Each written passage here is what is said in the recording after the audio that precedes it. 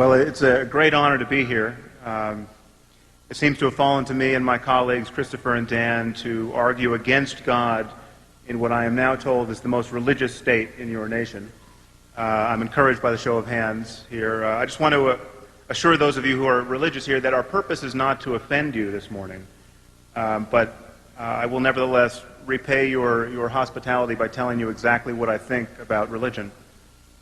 Now, as someone who has spent the last few years criticizing religious faith, I've become quite familiar with how people of faith rise to the defense of God. As it turns out, there are not 100 ways of doing this. There appear to be just 3. Either you argue that a specific religion is true, or you argue that religion is useful, or you attack atheism as intolerant, elitist, or otherwise corrosive of basic human values. Now, the only line of argument that is relevant to this debate, or indeed any debate about the validity of religion, is an argument that religion is true. Or rather, that one religion is true, because of course they can't all be true. In fact, our opponents here stand for 2 distinct and mutually incompatible faiths. Was Jesus Christ the Messiah? The rabbi and Dinesh are not likely to agree on that point. As Bertrand Russell pointed out over 100 years ago, even if we knew one of the Earth's religions was true, perfectly true, given the multiplicity of faiths, given their mutual incompatibility, all believers should expect damnation purely as a matter of probability. But before I go deeper into this issue of religious truth, I just want to illustrate how confused a person must be to argue that it is reasonable to believe in God because religion is useful, because it gives life meaning, because it makes people more moral than they otherwise would be, as the rabbi suggested, because it makes people happy, any of the benefits you could imagine of religion. Okay, imagine you're walking down the street and you run into an old friend, and he looks radiantly happy.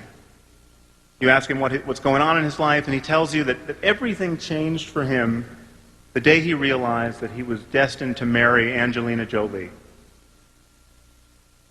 It might occur to you to ask, why does he believe this? I mean, Angelina Jolie is, after all, one of the most beautiful and famous people on the planet. She's not incidentally married to Brad Pitt. They have something like 27 children at this point. Okay, what if your friend, sensing your skepticism, said, clearly don't understand. This belief gives my life meaning. Okay, I now know my purpose in life. It's to be Angelina's husband. What if your friend said that this belief has made me a better person? I'm now incredibly kind to children, anticipating having to raise Angelinas once Brad leaves. Or what if your friend said to you, you can believe whatever you want, but I wouldn't want to live in a universe where I don't marry Angelina Jolie. Okay, it should be quite clear at this point that your friend has lost his mind. Okay, and it's probably a dangerous person, and yet this is precisely the kind of talk that so often passes for wisdom in religious circles and may attempt to pass for wisdom here. Certainly the morality argument is of that sort. Beliefs are not like clothing. Okay? Comfort and utility and attractiveness cannot be our conscious criteria for adopting them. To believe a proposition, you have to believe that you have good reasons for believing it. And the effect that this belief will have on your life cannot be among those reasons. And this is what it is to be clouded by bias. This is why we have phrases like wishful thinking and self-deception. To really believe that there is a God is also to believe that you stand in some relation to his existence such that if he didn't exist, you wouldn't believe in him. How does the supposed usefulness of religion fit into this scheme? It doesn't. So let's return to this question of truth. It's very common for people to say there's no conflict between religion and science because they relate to different subject matters. Yeah, this is a lie. Religion and science both make claims about the way the world is. They make incompatible claims about the same reality, and they make these claims based on very different standards of evidence and modes of argument. It should be quite clear that there's a conflict, a perfect conflict, between demanding good evidence for what you believe and being satisfied with bad evidence. or no evidence. So religion and science are in conflict because there's no way to disentangle religious and scientific truth claims. The claim that Jesus was born of a virgin, say, it's a central claim to Christianity. It is also a claim about biology. The claim that he rose from the dead and will return to earth is a claim about history. It's a claim about the human survival of death. It's a claim apparently about human flight without the aid of technology. Jews, Christians, and Muslims, while they disagree on many things, all agree that on the Day of Judgment, every person who has ever lived will be physically resurrected. Just which scientific laws does this violate? One's tempted to say all of them.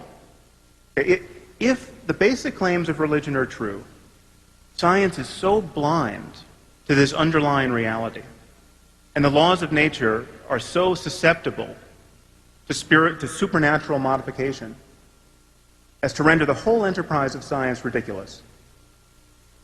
If, on the other hand, the basic claims of religion are false, most of the people on this planet are profoundly confused about the nature of reality and beset by quite irrational hopes and fears. And many people are simply wasting their lives and spreading delusion, often with tragic results. It seems to me no thinking person can be indifferent between the two sides of this dichotomy. Now, it's often imagined that non-believers like myself must be in principle closed to spiritual life. This is not true. You can have a deep spiritual and ethical life without lying to yourself or to your children about the nature of reality, without pretending to know things you do not know. There's nothing that prevents a non-believer from experiencing ecstasy and self-transcending love and rapture and awe. In fact, there's nothing that prevents a non-believer from going into a cave and practicing meditation for a year like a proper mystic. What non-believers don't tend to do is make unjustified and unjustifiable claims about the nature of the cosmos and about the divine origin of certain books on the basis of those experiences. That is a difference worth noticing. So I want to suggest to you that whatever is true about our circumstance, ethically and spiritually, can be discovered now and can be talked about in language compatible with our growing scientific understanding of the world and of the human mind. Whatever discoveries are there to be made about how to maximize human well-being can be talked about in language that is not an outright affront to all that we've come to know in the last 2,000 years. And to subscribe to one of the Iron Age religions, like Christianity, Judaism, and Islam, is to make the tacit claim that that is impossible, that there is, in fact, no way to understand our circumstance using the tools of our modern understanding of the world, that some measure of superstition is necessary, some measure of mythology, that we have to lie just this much.